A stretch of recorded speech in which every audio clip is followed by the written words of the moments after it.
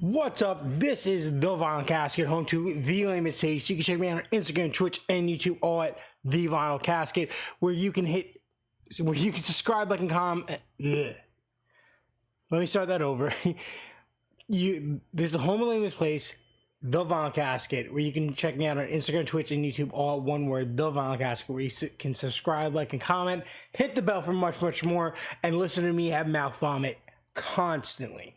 So, if you haven't watched my previous video, I did a prediction video for the AEW and New Japan Pro Wrestling pay-per-view event, Forbidden Door, which happened in New York on June 30th. I mentioned in that video that I was going there, and it was my first pay-per-view I was seeing live in person. I was very excited.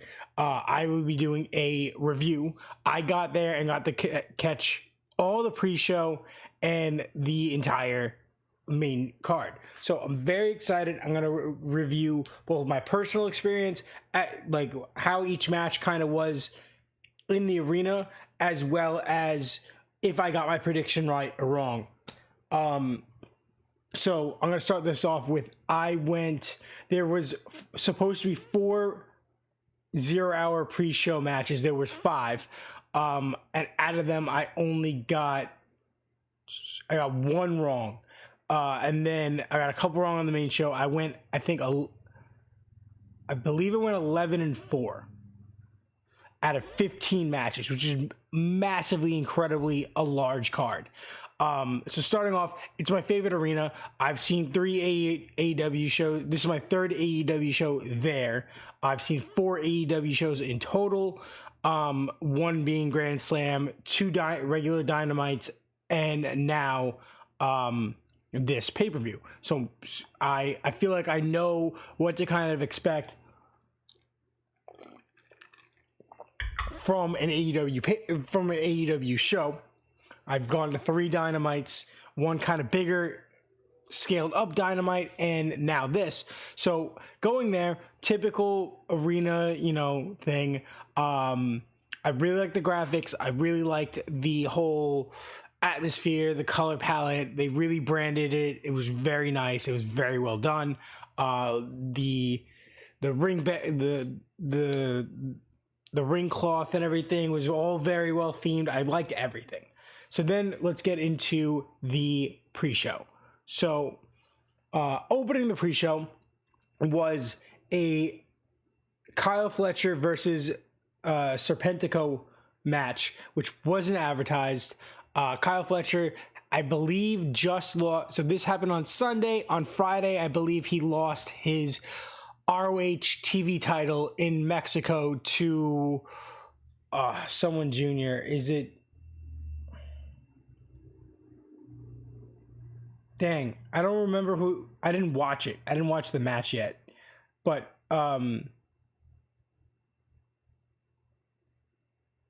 Atlantis kid, something Atlantis Jr. But he lost his title. So he came in there, liked his ring entrance, his normal ring entrance, very nice attire that he's been sporting. Took out squash match, took out Serpentico. Didn't predict it on the video, but in there I'm like, okay, let me write it down. Obviously, Kyle Fletcher's going to squash him. He did, because Serpentico is a jobber. But great fast match. It was fun. It was high flyer. A lot of cool stuff going on. The people that were there for the pre-show that had gotten there a little bit early, it was fun for them. But the first opener, the first real pre-show planned thing was, actually, they went in the order of this card, of this promotion here.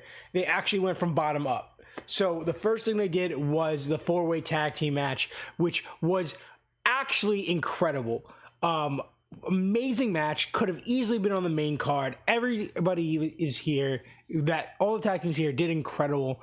Private Party was getting a tremendous pop from the crowd, being, in New York. Everybody was very excited about them. When Gabe Kidd came out, his entry came out, everybody was really excited. That was really cool to see him get a little bit of a pop with his entry, being that he's not really very well known in America yet. But it was cool. I saw a lot of people online complaining about Roderick Strong and Kyle Fletcher not being a tag team together, not working together, and saying that there's no story, there's no reason why they would be with Gabe Kidd, this and that. While I don't know if I missed something on AEW, because I don't watch every week, I don't watch religiously, but I do watch a lot. I do watch some matches back and the whole thing. I don't know where Wardlow went from the Undisputed Kingdom, because he was kind of with them at the beginning, but there's already a tag team, like already doing the thing that Roger Strong is not part of. He's a solo competitor. So it was cool to include Gabe Kidd in that, giving him a little bit of spotlight, getting him on the show. And Kyle, it did the whole thing where it continued. Kyle O'Reilly is not, I think I said Kyle Fletcher before, but Kyle O'Reilly is not joining the Kingdom.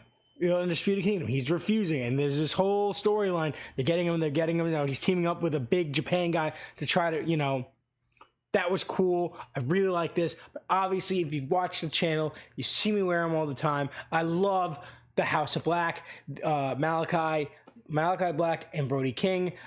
Here when they're a tag team, they are the Kings of the Black Throne. They won. I really liked their entry music, which is amazing. I liked they did the whole lights out, lights on.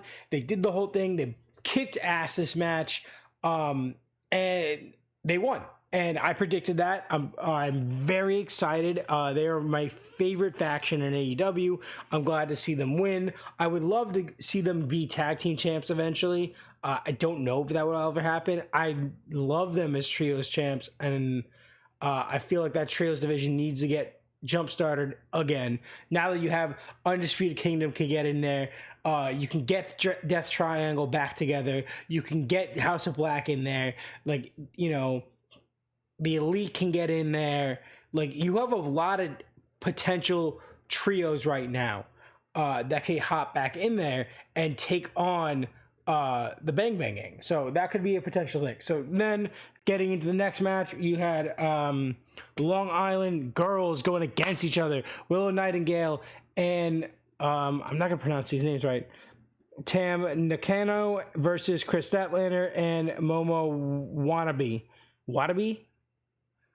I don't know. All I know is I got this one wrong. I thought Chris Statlander was going to win. I thought they were going to take the heat of her beating the crap out of Willow and beating the crap out of people.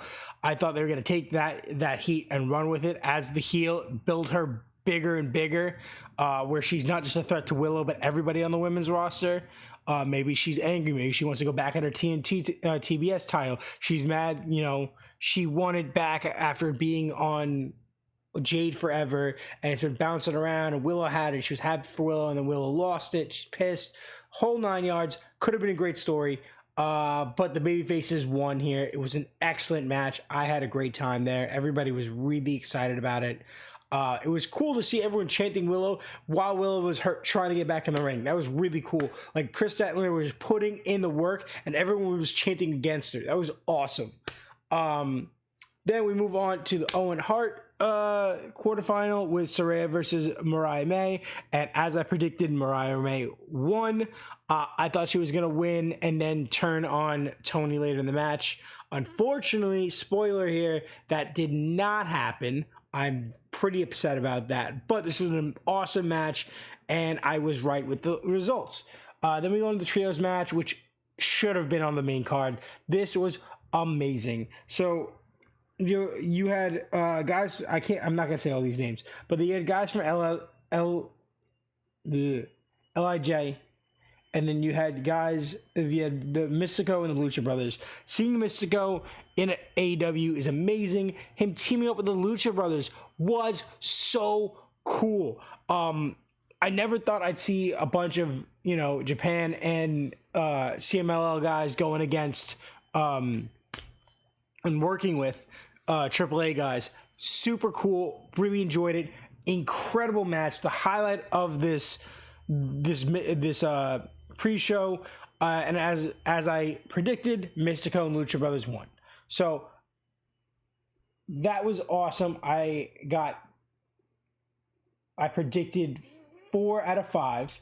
And then we go to the main card where things were just non-stop action. There was not a single bad match on this card. There was not a single boring moment in this card. They just started. And to be honest with you guys, they went normally, when they used to do, the live tapings of the dark shows before, or, whatever they would do before the show started, there would be a break between, there would be a break between the dark show or whatever the show that would happen first and the main show. There was no break. It felt like MJF's match went straight on. Like first thing, boom, done. That was awesome. Really good match.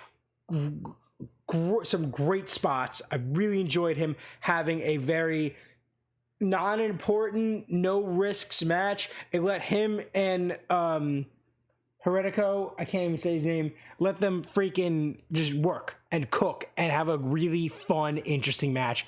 Awesome way to start the pay-per-view. On the line with MJF winning as I predicted. After that, I'm a little confused. I'm trying to remember the order. So I'm trying to remember the order in which it went. But I guess I could just go in order of what we have here. So I started off with MJF, and I really don't remember the order, but I could probably just look it up. But I'll just start from the bottom. So you had the trios match, which was a lot of fun. It was cool to see Jericho. A lot of pop for Jericho, both pro and con. A lot of arena chanting for him to retire. That was interesting. I had a lot of fun with that.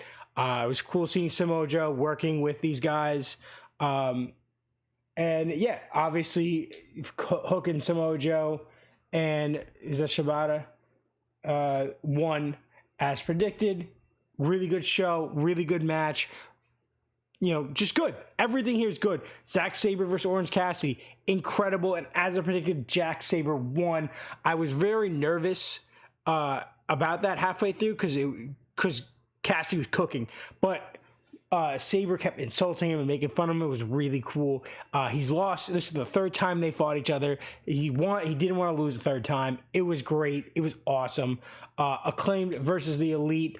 Incredible match here. But I got this one wrong. I thought the Acclaimed would walk away winning.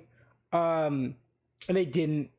And I'm pretty upset about that because I don't think the guys with all the titles refusing to defend the titles, winning is a cool thing. But it was an amazing match. Okay, we move on. Danielson versus Shingo. Owen Hart quarterfinal. Amazing. Technical, fun. I really thought... I don't know if Danielson is actually getting hurt or if he's really selling this shit because he looks like he's dying in these matches. And I'm like, what is going on? But I'm so invested, and it was such a good, well laid out match. Fire. And Danielson won as predicted. We'll skip up to Toni Storm. Toni Storm's match for the World Women's title. Awesome. Mariah May, the way she played in this was really cool. All the spots were really cool. Toni Storm coming out as Statue of Liberty, amazing. Really well done. These women cooked. Just so well done. Such a great match. I had a blast in this, and Toni Storm retained as predicted. So now we got into the ladder match. This was one of the highlights of the night. The guys on here were all freaking amazing. Jack Perry, El Phantasmo, Mark Briscoe, Konosuke, Leo Rush, and Dante Martin. Just from start to finish, this match was just, I could spend a whole video talking about this match. Just amazing. The ladder match was so good. They were beating the crap at each other. They're throwing ladders at each other, chairs at each other, putting people through chairs. and tables. It was unreal. Leo Rush got the little crap kicked out of him. Everybody was beating on him. Everybody. It was so sick. But Jack Perry won, which I kind of predicted was going to happen. That was one where I was like, I don't know. I think it's going to be Jack Perry, but I think Konosuke deserves it. But I personally really wanted El Phantasmo. I knew that wasn't going to happen. There was several points where I thought El Phantasmo was going to get it. I thought that was going to be his way of becoming all elite. And I was like, that's sick. I really wanted a spot where Jay White and the Bang Bang Gang came out, but I guess they weren't around. But yeah, being that he could have been the next member of their squad of the Bullet Club Gold, Jack Perry won. Amazing match. Okay, now we get on to the last three matches of the night. These were for the IWGP World Title, the Women's TBS Title, and New Japan Strong Title, and the AEW World Title. We'll start off with Jon Moxley versus Naito. Banger. I can't say anything, but I got it wrong.